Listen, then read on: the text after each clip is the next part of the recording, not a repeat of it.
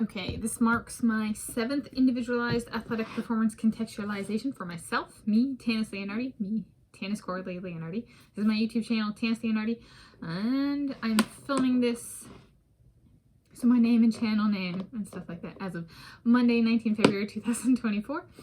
And I'm going to do another ribbon contextualization, so you get a prop kind of thing. And this will be my 7th for myself. I'm not counting something like my water polo championships, like talking about what it was like getting second place at state championships in water polo. That one doesn't count because I've done individualized athletic performance contextualizations for goals. Like each individual person who scored the goal gets an athletic performance contextualization, and that one would count for an individual. But as a team, it is individualized, but it's individualized at the team level. Or like if there's a relay, then the relay level, which can be further broken down. I've done relay splits and a relay lead off kind of thing. So there's that. I made it to 6 yesterday, and the first female to 6 of my individualized athletic performance contextualizations on my YouTube channel was Sarah Sjostrom. The first male was before her, that was Kyle Chalmers. The first female to 7 of my individualized athletic performance contextualizations on my YouTube channel was this one, Tanis, on this channel, Tanis Leonhardi, was Sarah Sjostrom, same for the 6th. And Kyle Chalmers was before her on that one. Like, I made more for that. And then she overtook me because I was #1 female at 5. I'm a she, her, hers. And then she overtook me at 6, and then she kept increasing at 7. And then she overtook Kyle Chalmers at 8. So she was the first person. So first person to 8 of my individualized athletic performance contextualizations videos on this YouTube channel, Tanis Leonhardi, was female, Sarah Sjostrom.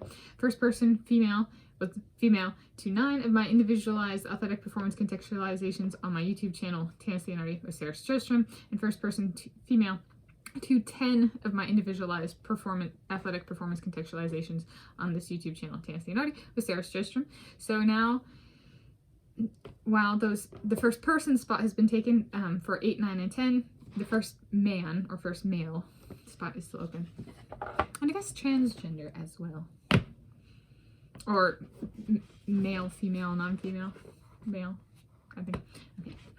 So that's a YouTube specific. So if you wanted those, who's at the top? It's Sarah Sjostrom. I'm coming, and Kyle Chalmers for the men. So we're gonna do, for this one,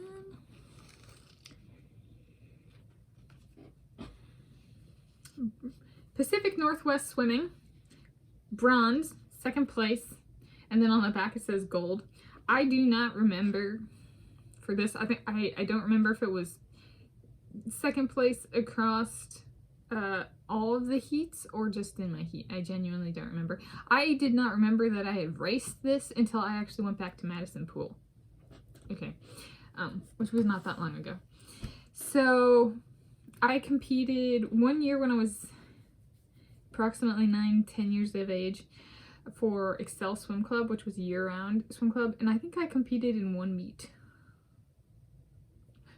or something like that. And so this is my 100-yard breaststroke from 29 March 2003. So I've been 10 years of age. And my time was 1 minute and 41.48 seconds. And it was at the Spring Grand Challenge Division 3. 2003 Spring Grand Challenge.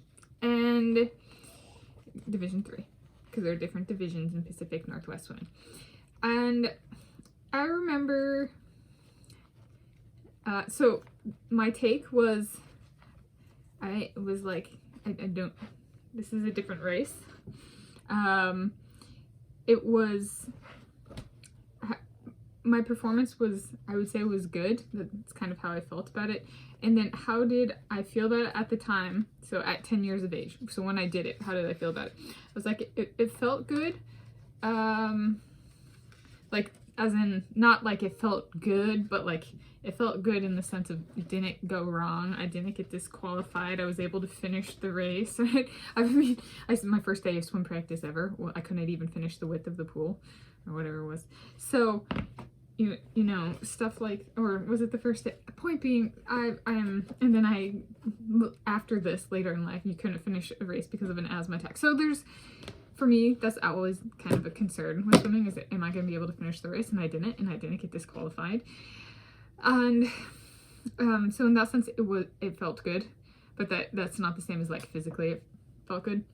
I remember the biggest feeling was not necessarily being sure of how to interpret the time.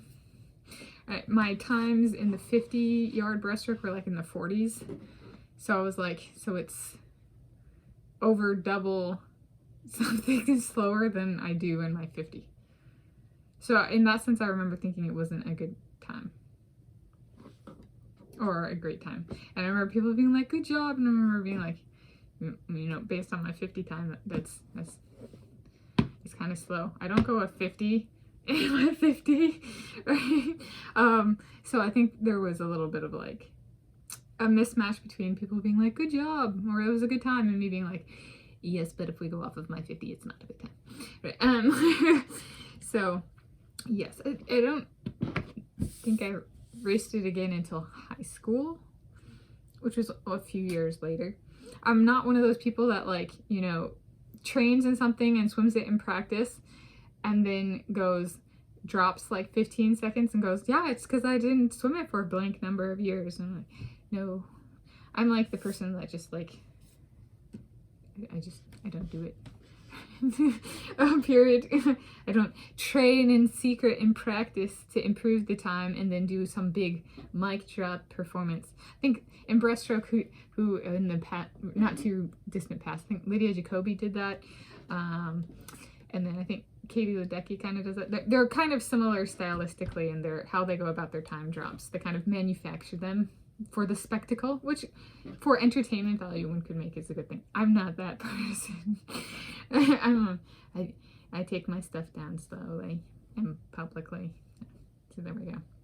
So that is my take on the Tanis Leonhardi 100-yard breaststroke time of 1 minute and 41.48 seconds from 29 March 2023. Or not 2023, sorry, 2003. It was over 20 years ago.